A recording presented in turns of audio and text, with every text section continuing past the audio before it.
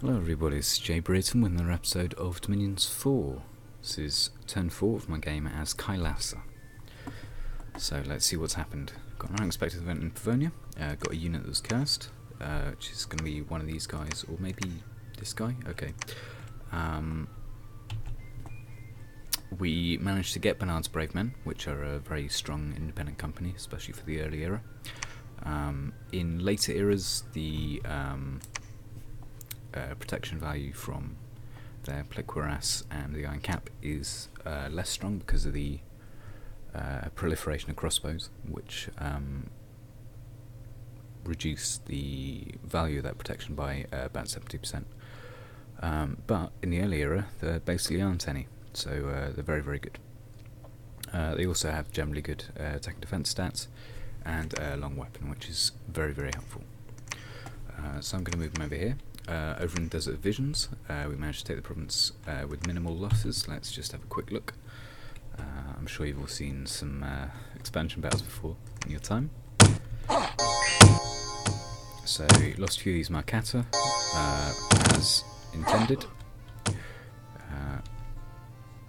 Presumably it's going to be a Vine Arrow that kills any of the Ivana rather than any of these guys, but you never really know.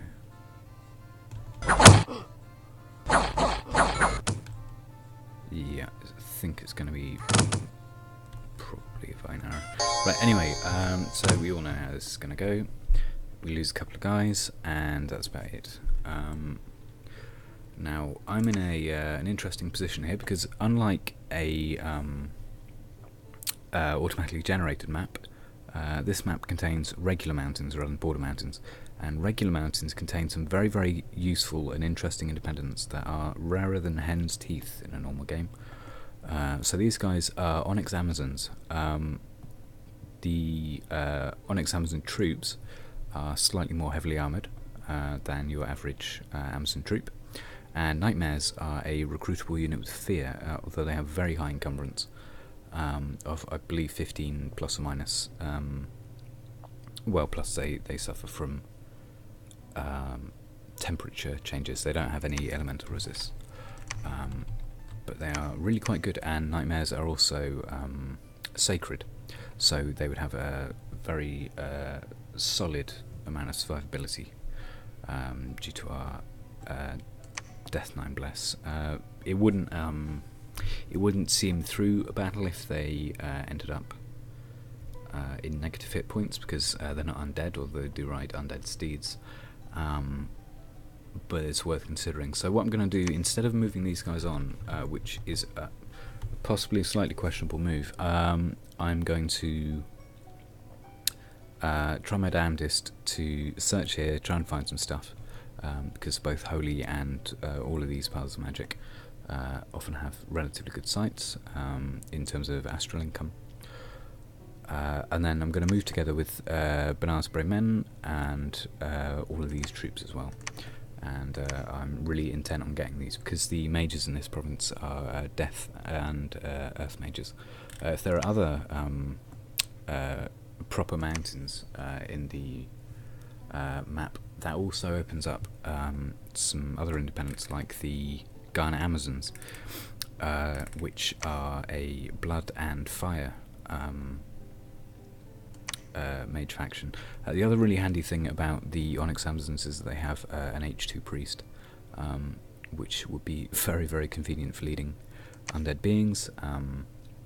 We would probably want to get to construction of around 4, and then make a couple of crowns of command, and we can lead, Yavanas or whatever else around with them with not too much difficulty. For regular expansion stuff, I'm just going to get a few more of these archers and a couple of bandar. Actually, I might swap that for a guru. And together, this guy Deeper and these troops, I'll just leave them patrolling now for in case there's an event that increases unrest, are going to go into this province and then the one beneath it. The income is actually terrifyingly low, but it's all provinces on the map that I've got displayed as being mine, and in addition to that, this province looks to have some really good resources, so I suggest they've got a iron mine inside the province, which is going to provide 100 resources. Otherwise, it wouldn't have anything like this resource count. Which is going to be handy because that means you can get a much wider array of troops. This is just going to be some garbage in the like commanders and stuff, but it does mean that we can actually make some good use of Bandar swordsmen, which are pretty solid troops. And as well as that, just any time that you can find a province where you can actually mass your archers is very handy, because only 3 resources means you can pop them out pretty much whenever. And repel anyone who's attacking you. Anyway, I think that's going to be it. I'm basically hoping that I don't regret going for this. See, it's a tricky one because my natural inclination would be basically just to go for it, but all of my troops, the Mankata especially, are very, very vulnerable to a rout due to the stacking fear on any nightmares province in the province. And as soon as they go and the Atavi go, it's only going to take a couple of wounds and the whole army will HP rout, which is not a situation I want to be found in. So I hope that kind of explains why I'm not just going for it right now. And then I guess we'll double back and take these provinces. This could be anything in here. In terms of having, a whole variety of mages and so on. If I went here, it's actually a pretty long slog to get back this way. And Horse Tribe Cav are, I don't know, they're very variable in terms of what they're good at. If you have a relatively good amount of armour on your units, and sufficient missile weapons to do a lot of damage to them before you get into close combat, they are actually a pretty easy province.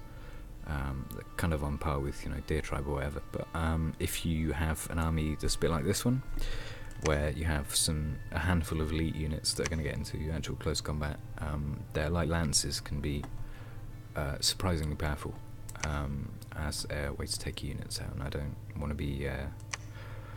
be losing my sacreds anytime soon. Anyway, thank you very much for watching. Been jBrereton, and goodbye.